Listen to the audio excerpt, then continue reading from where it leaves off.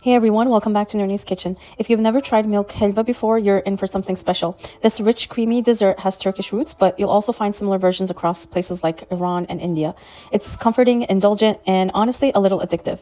I usually make this when I have guests over. It serves about 12 people and it always disappears fast, so let's get started. First, I'm starting with 10 tablespoons of butter. Let that melt completely. Once melted, I'm adding a little over 1 cup of flour.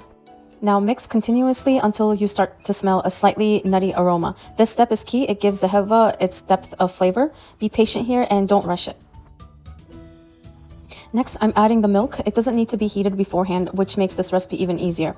Then add 1.5 cups of sugar, and at this point, make sure you're constantly stirring so the bottom doesn't burn. Keep mixing well.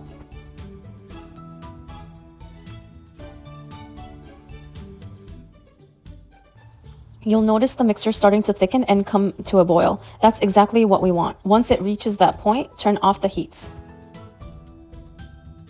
Add 2 teaspoons of vanilla extract and 100 milliliters of heavy cream. And now for the most important part, whisk this really well for about 3 to 5 minutes. This step gives the halwa that smooth, creamy texture, so don't skip it.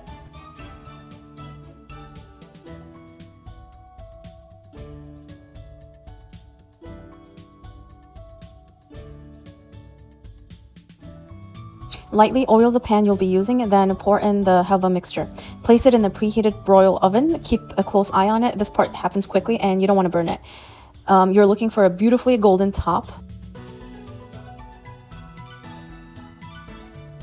Once it cools, slice it up and serve. You can also sprinkle some hazelnut pieces on top for extra texture and flavor. And I really hope you give this recipe a try. If you do, let me know in the comments. I'd love to hear how it turns out for you. Thanks so much for watching, and don't forget to like and subscribe for more from Nurni's Kitchen.